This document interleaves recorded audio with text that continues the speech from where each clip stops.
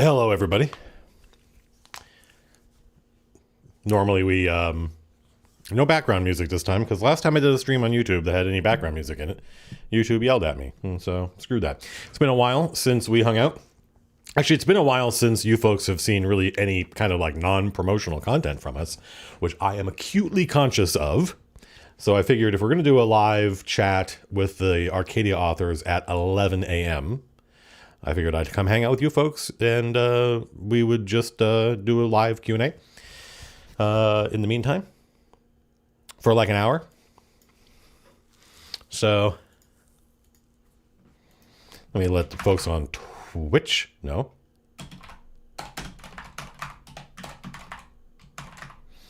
It is much early.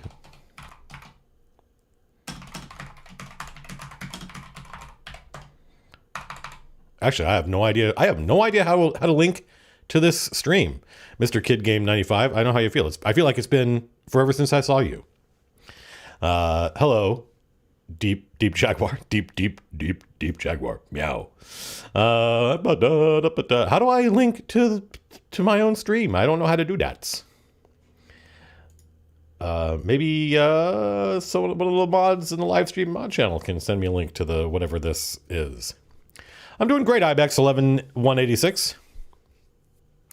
At 11 o'clock, we are going to be we're going to hang out with the Arcadia authors from Arcadia 6 and talk about all their cool stuff. No, you're the man. When's the slough? Yeah, the COVID hair had to go. It was cool having long hair for the first time in my life, like legit long hair, but a little of that goes a long way. Hello, Alex. Hello, Solo Studios. Yeah, high Vindicator, I get that. But hopefully, like Duroc, one of the mods, Pesto, can post a link to this stream in the Discord. Or the Datcord. Discord Datcord, here. Hey, hey, can I get a link to the YouTube stream? I don't actually know how to get it myself. There you go. James Hopeful says, hey, Matt, Kingdoms of Warfare is dope. I'm really glad you like it. Brian Case, I will convey your, obviously I don't work at Total Rock anymore. I haven't worked at Total Rock in years, but I am happy to relay your praise to my friends, many of whom still work there. Interior people. Looks like we're going to get a Star Citizen patch today. 3.14. That's awesome. Can't wait for that. Will I be at Gen Con? No. Any new MCDM news?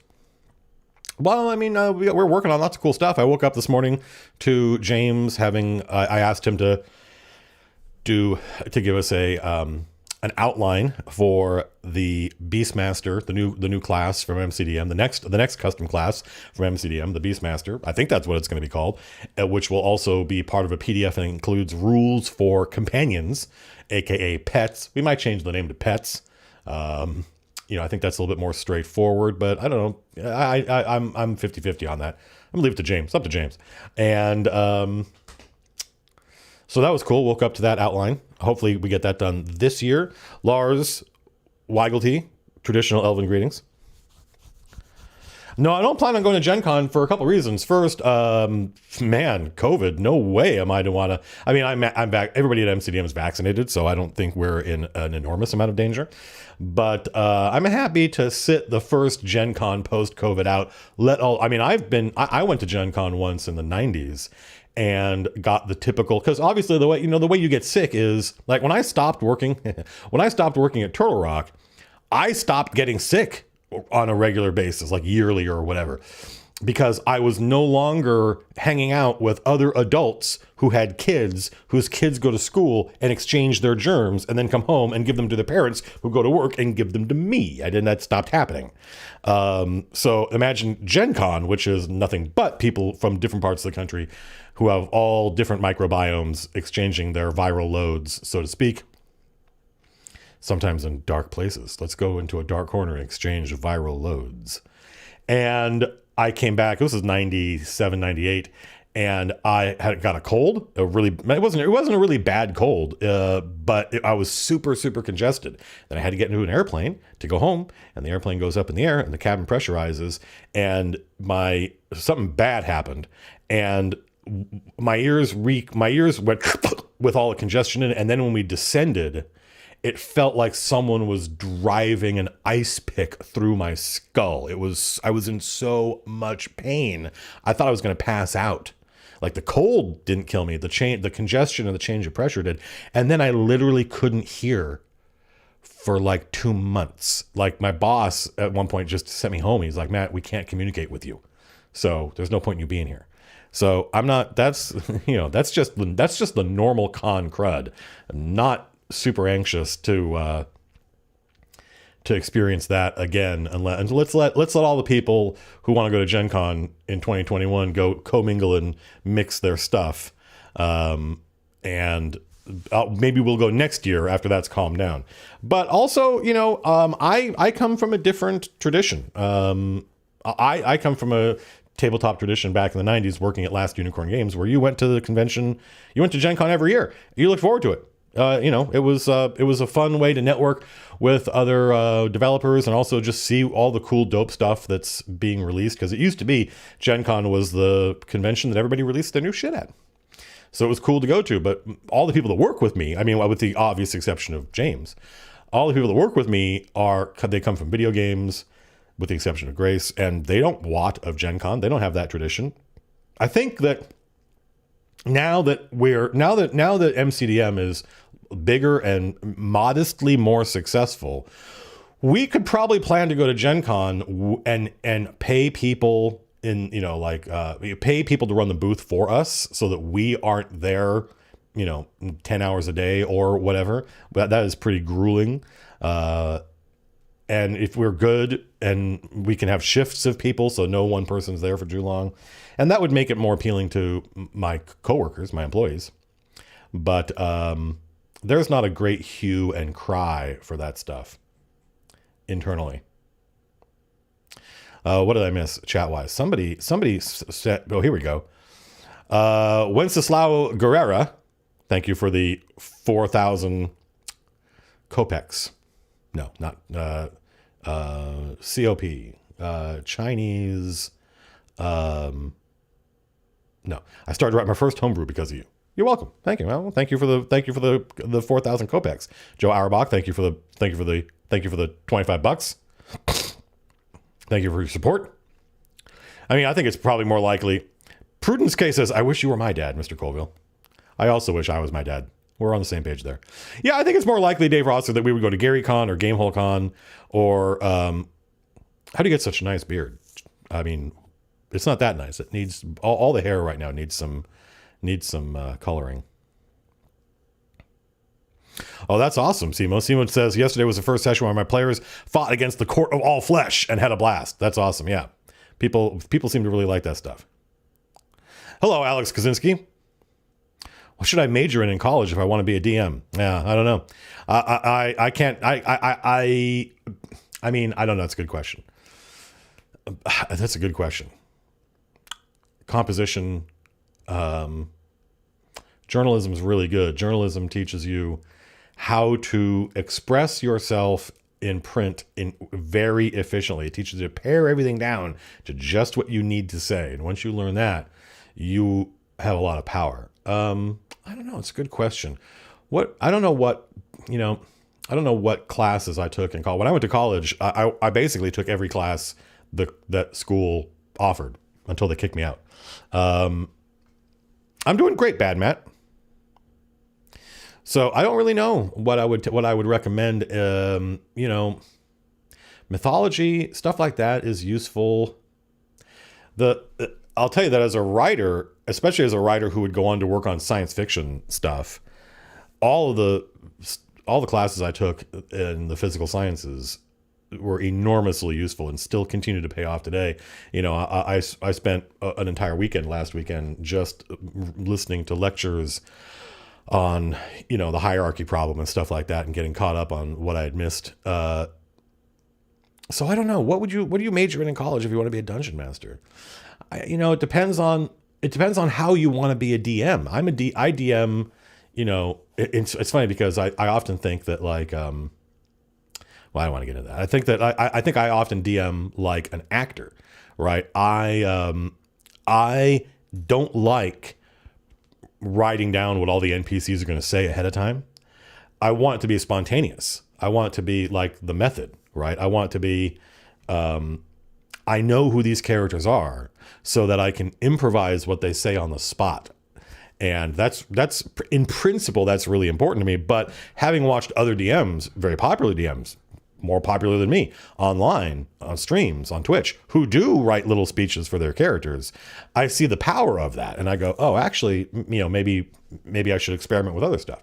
So theater, I mean, that's the thing. It depends on how you want to be a DM. It's all useful. It can all be useful. My psychology classes were useful. It all pays off.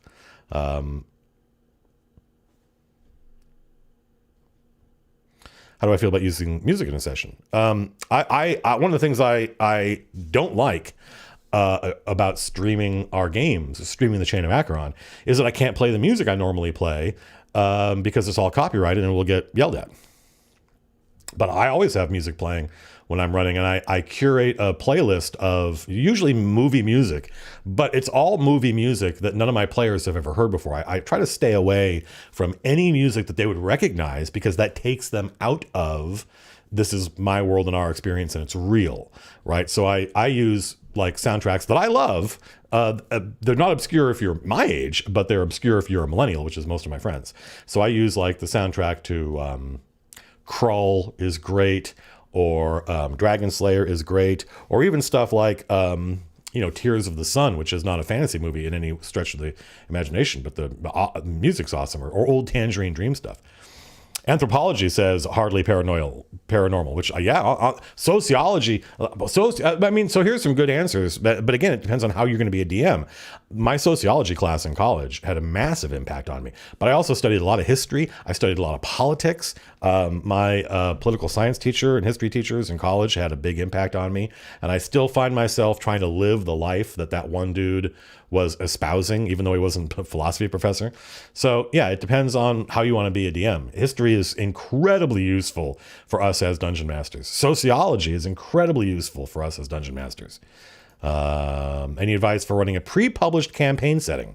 About to start a Pathfinder 2 game set in the Mwangi Expanse. I don't know what that is. Any advice for running in pre-published campaign setting? I mean, my experience with running in other people's settings is you have to fall in love with it. It can't feel like an assignment. Because if you fall in love with it, you're going to make it yours. The only setting I ever fell in love with, really, was Birthright, which came out in the 90s. And Birthright also came out included a bunch of rules, like the rules in Kingdoms and Warfare, but I didn't like them. We never used them. I loved the world that this author invented. I thought it was incredibly self-consistent, and it was faux. It was exactly like the kind of game I run, where all the places and all the different regions in Birthright are all obvious analogs for real places in the real world. And for me, that makes them seem more real. I do not like apostrophe fantasy like World of Warcraft is a great example, because to me, that stuff is all obviously fake. Like, it's obvious to me when I read that stuff that low quality writers invented this nonsense. It doesn't seem to have any verisimilitude to it. You can't just string a bunch of random syllables together and say, yes, this is a place. So I fell in love with Birthright, and because I fell in love with it, I made it mine, right? And so there was no danger of anybody else at the table knowing more about it than me or anything like that, because all the best they could do was maybe know what was in the campaign books, but they didn't know what I had done to it. So that's the trick, is if you're not in love with it, it's not going to work. Hugo, thank you for the 100 MXs. I don't know what an MX is. MCDM, thanks for the local area document. That was the start of a currently running 1.5 year campaign. Yeah, I'm very happy with the result of that. That was one of the first things Jason Hasnauer, our art director, did when he came on board full time, was I asked him to make that PDF, and he hand drew all those elements. Those aren't like clip art he went and got. He drew all the little crinkly bits and everything, and he obsessed over like all of the border elements and stuff. And that guy is a fucking pro. And I was very happy to see that that PDF, your local area, here's how to start world building, start small, which there's a video about floating around somewhere. Not only was it a very popular video, but it became kind of one of the standards online for people when they're talking about this stuff, even outside our community. And I was able to show that to Jason, and I think that really impressed him and showed him the power of this company. And he was like, wow, this is cool. When is 6th edition coming out? I would say after, you can expect 6th edition, I would say 18 months after Disney buys Hasbro, because there's probably no reason for them to make a 6th edition until then. Excuse me. Why does your voice seem deeper? And go deeper and deeper. Because I just woke up. Because I was up late last night, did a lot of talking. We had movie night last night. Movie night at MCDM. We watched all the President's Men, which I was incredibly happy to see that as we watched this somewhat long and often abstruse movie, because they follow the actual events of the story of Woodward and Bernstein investigating Watergate, which means that movie spends a lot of time going down dead ends that don't lead anywhere. And if you're an audience member, especially if my millennial friends don't know that this bit isn't important, right? They think this must be important because it's in the movie. And I was like, this could be kind of tricky. They could get lost and feel. And so I told them ahead of time, I said, if you're in the middle of this movie and you're like, I don't really know what's going on, that's not a failing of you. That is the actual way the story works. That's how they felt at the time. So relax. And I think that helped. And they spent the whole time laughing at all the jokes. It's a very, very funny script, even though it's a very serious material. So as a result, when I wake up in the morning, I got a little bit of what they used to call a frog in my throat. How much would a Matt, if a Matt, Buffalo. One day I wish I could work for MCDM. I mean, I both Jason and I would like to see this company grow to the point where it's, we can be a big, well, I don't want to be a big company. It's tricky because the ambitions that Jason and I have for this company mean it would be nice if we got to be a big company. But I've seen what happens at a company where, we have 8 employees now. When I started at Turtle Rock Studios, I was employee number 11, I think. No, I was employee number 16. I'm wrong. I was employee number 16. And, for the first year and a half that I worked at Turtle Rock Studios, it was utopia. Best company I ever worked at, best project, best team, just perfect. And then, in order to make a AAA game, you got to hire a whole bunch of people. And eventually Turtle Rock Studios got big, and none of us liked that. We all were like, this too many people, too many notes, Herr Mozart. So, thank you, Pesto, Besto, Testo. I think I can reveal now if I get in trouble for this. Well, all right. But we are now, not only do we have Pesto, who is on contract and whom we pay to be our senior tester, we also are, we've got like 3 or 4 now more testers that are on a monthly contract who we pay, which I'm not sure, but I think it means we might be the only company in the tabletop business that pays its testers. But that's important to us. It's important to us to compensate people.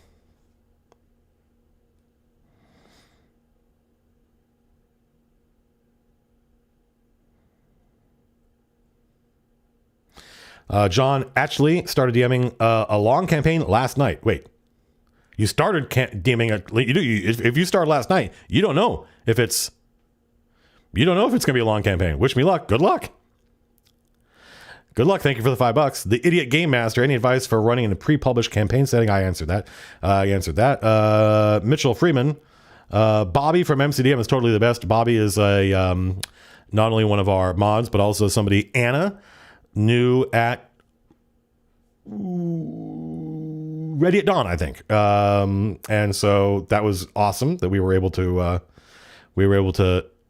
get some help there from him. Anna says this is the best customer service job you could possibly imagine, because unlike working at a big video game company in customer service, here at MCDM employees actually have all the power necessary to make the customer happy. No one's over their shoulder saying, no, don't give them a refund. No, don't do this. It's like, well, we can do whatever it takes to make the customer happy. We have all the power. Thank you, who Cars 1999. Joseph Roloma. Long time friend of the channel. Can you hint what the GNOME channel is about?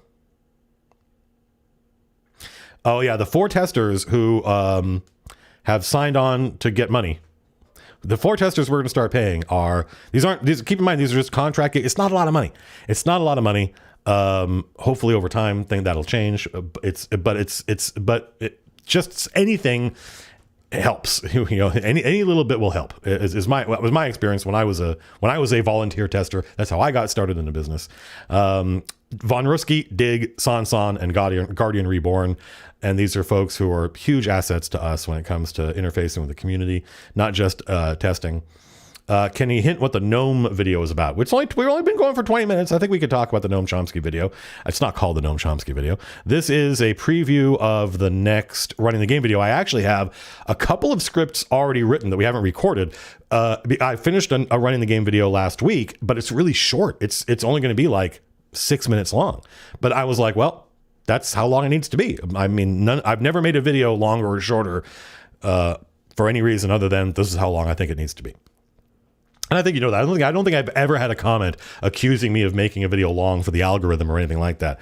So I think it's evident by each video's nature that the videos are as long as they need to be. So I finished a video that was really, I finished a script that was really short. And I said, it's been so long since they've gotten a running the game video. I can't come back with a video that's only 6 minutes long. They'll kill me. So I said, let's put that aside. We can always record that later. I had a bunch of other ideas for running the game videos. So I'm just going to read you folks. Excuse me. So this means I'm going to be behind on chat. But you guys are getting a preview of the next running the game video, which is going to be called, the title of the YouTube video is going to say Rulings, not Rules, but Rulings is going to be Overstruck. And Language is going to be there instead. So the actual title is Language, not Rules. Let's see, how long is this? We're nowhere near done yet. Okay, ready? I'm gonna talk fast so that I can get back to chat. There's a phrase the designers use when describing 5e, which they also use to describe 4e. Rulings, not rules. This is a response to the incredibly popular 3rd edition of D&D, which was all about making sure there were detailed and consistent rules for everything, and it did that very well. I've got a whole series on the history of D&D. You can watch the 3rd edition video here. The response to 3e was overwhelmingly positive. Having a robust, consistent system was a huge improvement over AD&D, but eventually all these rules were overwhelming. Someone watching a focus test at Wizards of the Coast described 3rd edition as 30 minutes of fun packed into 3 hours. The other 2.5 hours, looking up or arguing about rules. So every edition of D&D since then, 4th edition, 5th edition, has pulled back from that level of robust detail. The designers want to make sure there is a system and it is consistent, but they don't want to create a rule for every situation. If there is a system and it is consistent, then the DM can just sort of guess. If there were a rule for this unique situation, what would it be? And if the system is simple but robust and consistent and the DM knows it well, their guess will make sense to the players. The players will listen to the DM's ruling and think, that's fair, and the game can continue. That is the meaning of rulings, not rules. And it's a good phrase. We should all keep using it. But I think there is a deeper truth underlying this principle, and it has to do with the purpose of the rules. Why are there rules? Why not just make everything up? All of it. From scratch. Why have rules at all?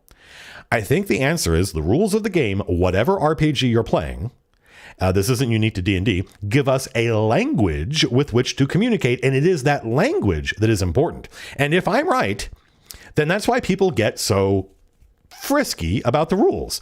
They do it for the exact same reason people get frisky about spelling and grammar, because they are actually the same thing.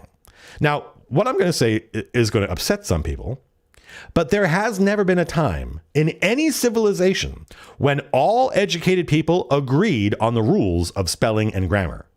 Many people would like to believe there is one true way to spell something or build a sentence, and some of those people would like to control other people and make them do it the right way. But the idea of there being one true way to write and spell is antithetical to the goals of language and actually antithetical to the goals of communication.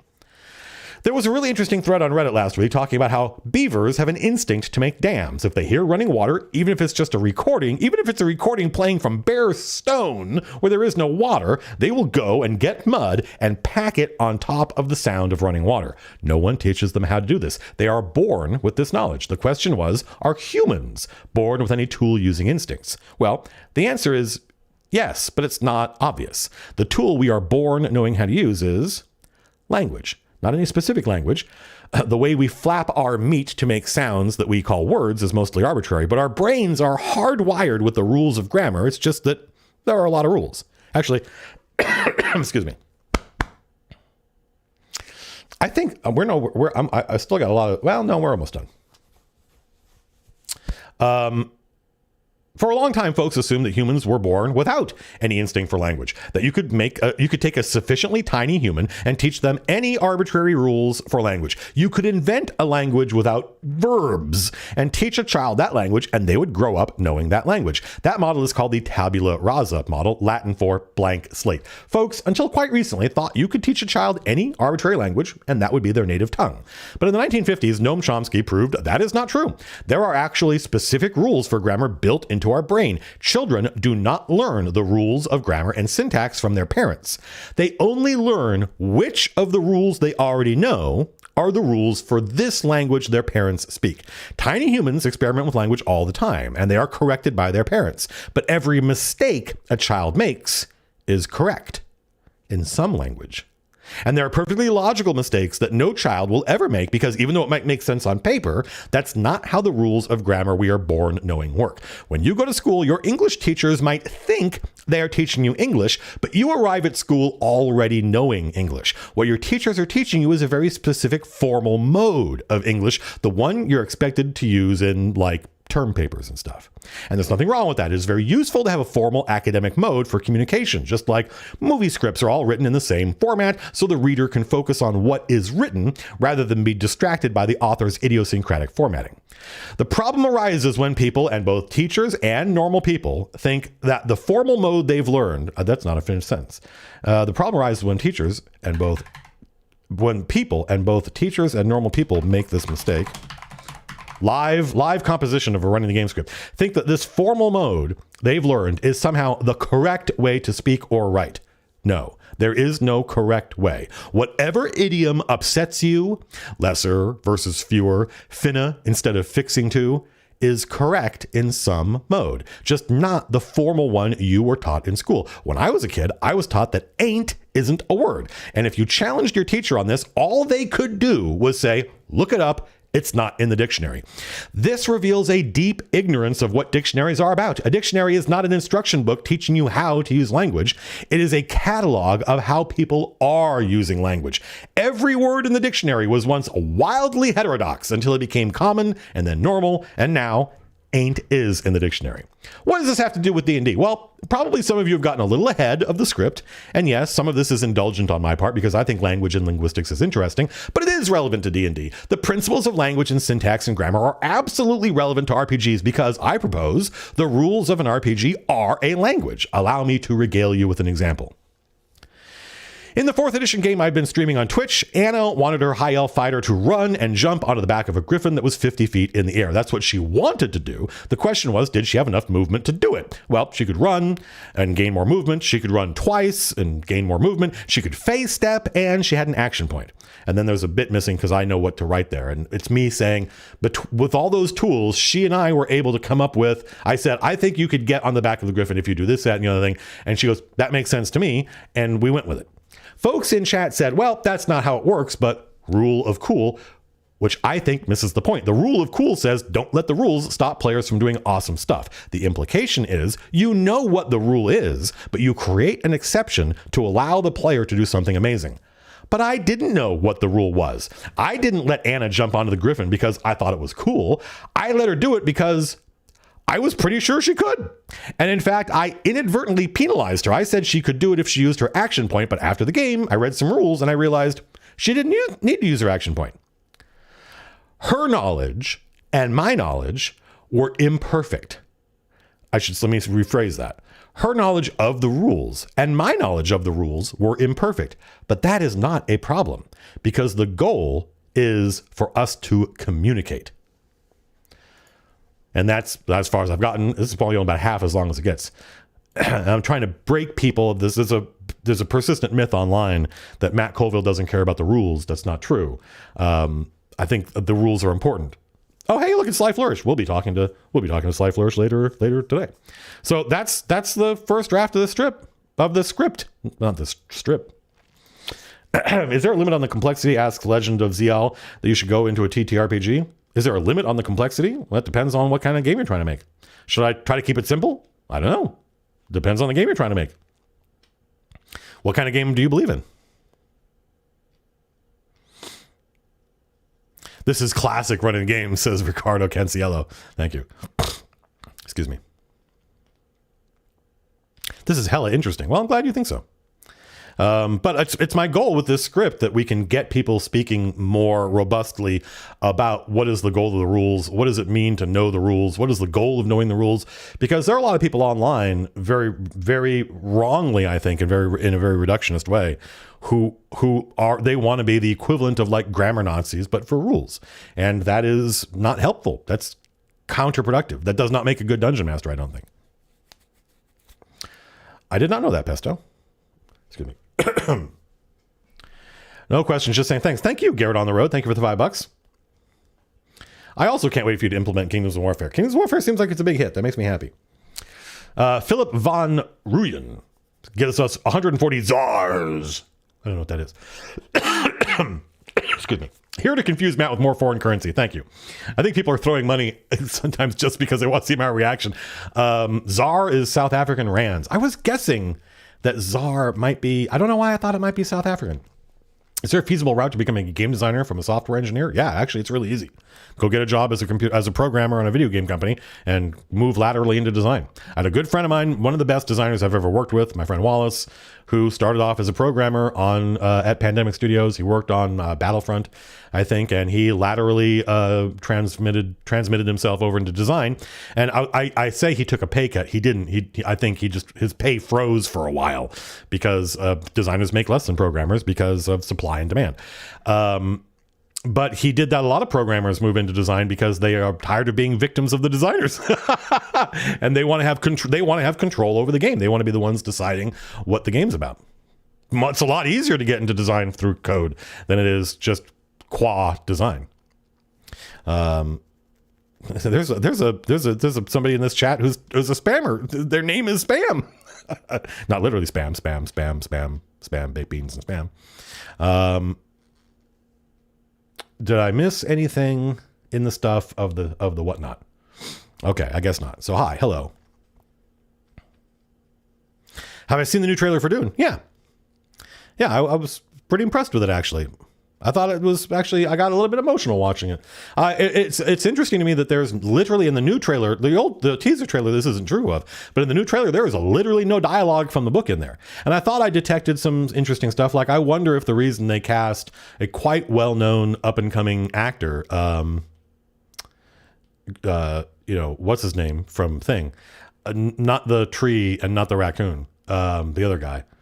Dave Bautista. The reason they cast Dave Bautista as the Beast Raban is I'm wondering if they are cutting Fade Rautha or reducing Fade Rautha to some very minor role, right? And kind of amalgamating these two characters because neither Fade Rautha nor the Beast Raban. The Beast Raban only has like 5 lines of dialogue in the entire book.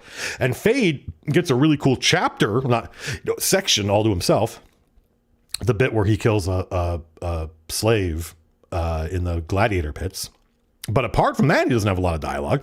So, do we need both those characters? Any chance MCDM might start selling stickers? That's a Lars question, Ethan Davis. That sounds like, anytime I say that's a this person question, if it sounds like I am evading the question, I'm not, I literally do not know. So. You came up with the Bell magic item. Did I intend to make something notorious as the deck of many things? When I came up with the Bell magic item, what do you mean? What do you mean the Bell magic item? Do you mean the Omega Toll? Is that what you mean? Is there going to be a 456 Arcadia bundle on the shop? I don't think so. I don't remember what the purpose of Arcadia bundles was. That's an Anna question, but I seem to recall that when we changed how we did the Patreon, where you don't have to go get back, now that issues no longer live on the Patreon for only a month, now that you can just give us $5 on Patreon and get all back issues, which is a lot more straightforward. Now the need for bundles is not as great. So no. Starfish Runner is Willie Abil, who congratulations. I've heard things, Willie, congratulations. Do I have any favorite example of a chaotic society beyond the Fremen? I mean, I remember reading Blood and Thunder and and the author talks about the journals that the American soldiers kept when they went into Navajo territory quite naively, and the Navajo amazingly didn't just kill them all.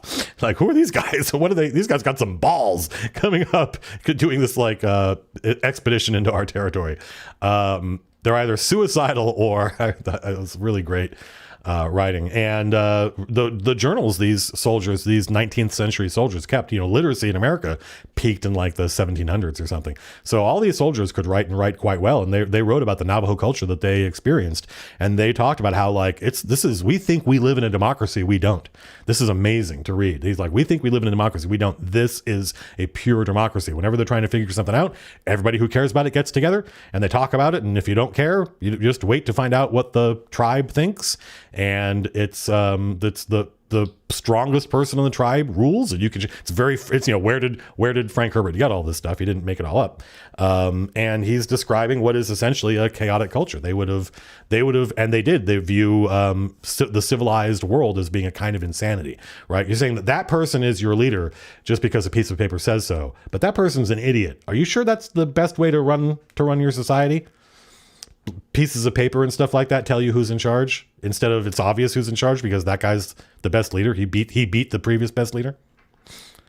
Excuse me. Peter James, thank you for the $10. You keep being awesome. Can't wait for the return of the chain. I have started doing a lot of work getting ready for the chain coming back.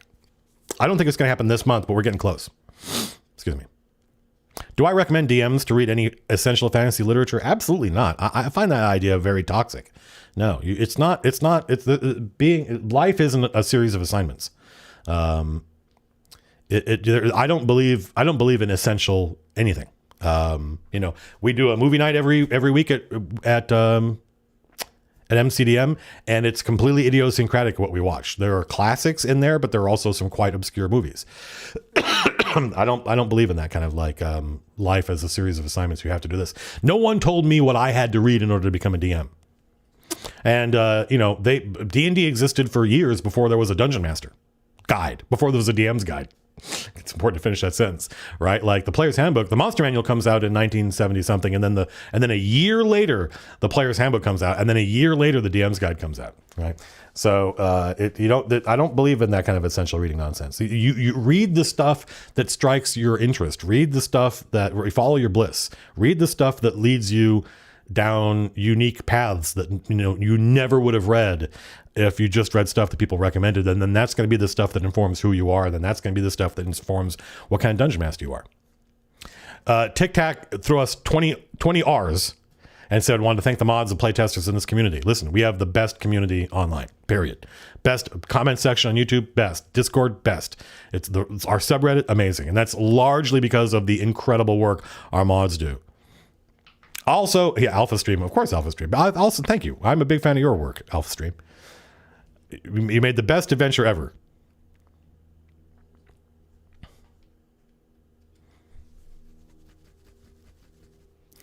Excuse me.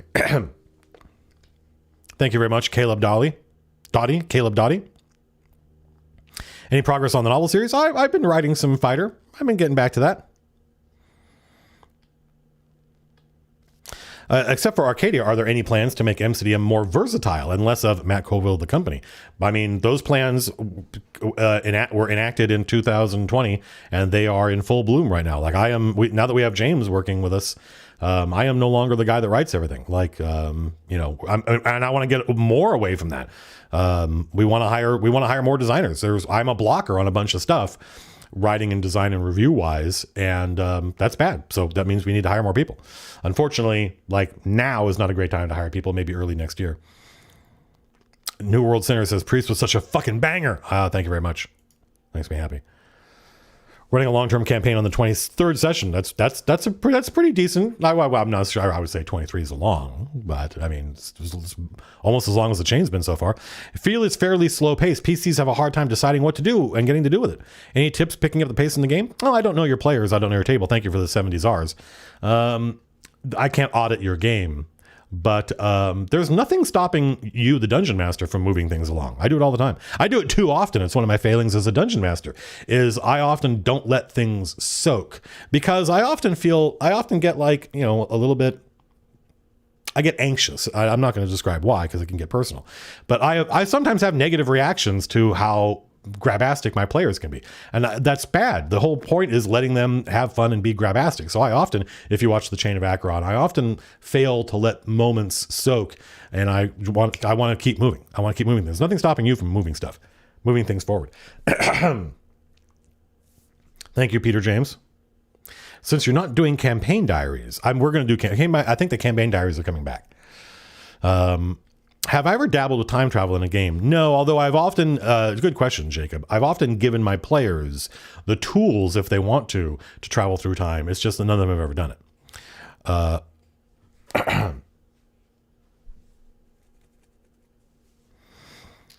I agree. Tortuga Verde, thank you for the $10.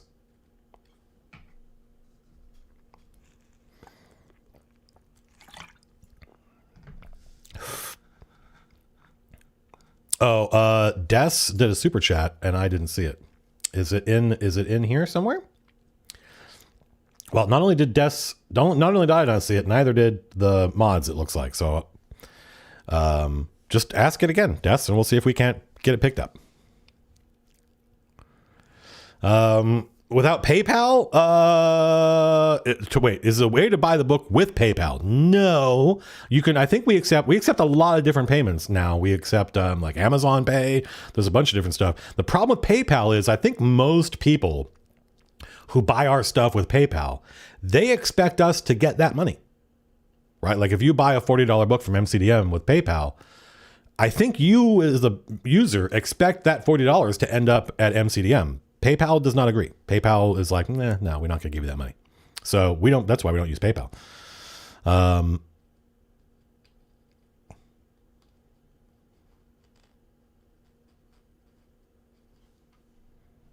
Any plans for a sci-fi one shot? Nope.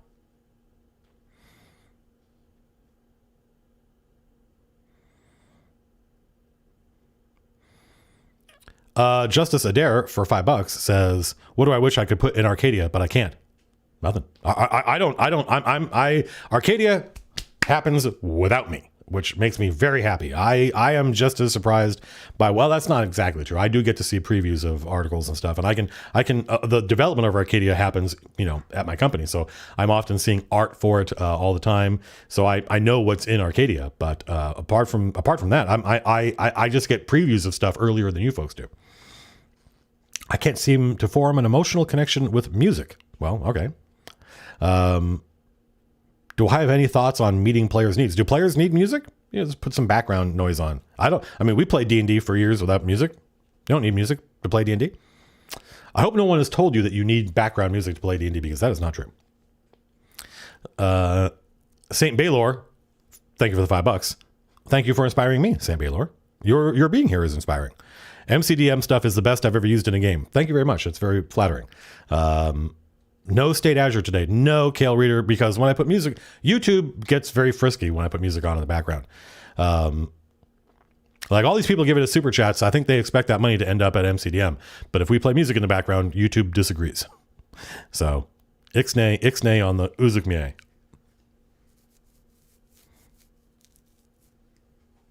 What do I do when players take things as me trying to kill them rather than monsters? I literally tell them, I am not trying to kill you. The monsters are. My players, it just takes a little while, but my players all know the score. The adventures and strongholds and followers in Kingdoms of Warfare are obviously inspired by my campaigns. Yes, true. What was it like to see my homebrew adventures published? I don't know. It's not like, I've been a professional writer. I mean, I've been turning my own private ideas into things people pay me for decades now. So it's not as weird as it might seem. Like the world of Evolve is very much the world I would make if I invented a science fiction world on my own. So that's not my own homebrew world. That's not true. It was a very collaborative process. Dozens of people helped make that world, but it felt like I was making up stuff I loved, and people were engaging with it. So that's one of the reasons I do this, is because I love that experience. But it was very, very rewarding to see Teos, like the thing about the Kingdoms of Warfare adventure that I loved and that meant that Teos was the right dude to do this was he took my outline, which was, not short. It was quite elaborate. He took what was in my outline and he plussed it. He added to it. He didn't just write what I told him to write. Writers and this is true, it doesn't have to be a writer. I had this experience working with publishers in video games where we would write cinematics and they would just go and shoot them. And then we'd be like, okay, well, you did what we told you to do, but we could have done that. We were paying you to make it better. So Teos really made it his and knocked it out of the park. And so me seeing that adventure come to life, the thing that made me happy about it was that it presents a different way of playing D&D that is the way my friends and I have been playing for a long time, where it's an open world and there's a crisis coming. Who are you going to call, right? It's fun to be Gandalf. Excuse me. It's fun to be Gandalf and ride around the world on Shadowfax, desperately trying to get all these people to help you. Hey, remember when I helped you out before? Can I count on you? Yeah? Okay, great. Because there's a war coming. And if we do it right, you feel like it's impossible. We don't have enough time to talk to everybody. But if you are desperate and you come up with some cool ideas, you probably could talk to everybody. And maybe you could even get some of these allies of Saxton to not show up at the final battle, and that could make a huge difference. And then if the final battle is overwhelmingly on your side because you have all these bonus units and Saxton has been denied some of his units and you crush him, it doesn't feel anticlimactic. It feels like this is the reward for all the work you just did. That made me incredibly happy. And the fact that adventure is so good and Teos did such a good job, I would have been happy with like a double or a triple, but that dude hit a home run. And it points in a direction. There's lots of different ways to play this game. And I honestly don't think there was a better implementation of that than the Kingdoms of Warfare adventure, thanks to Teos. Excuse me.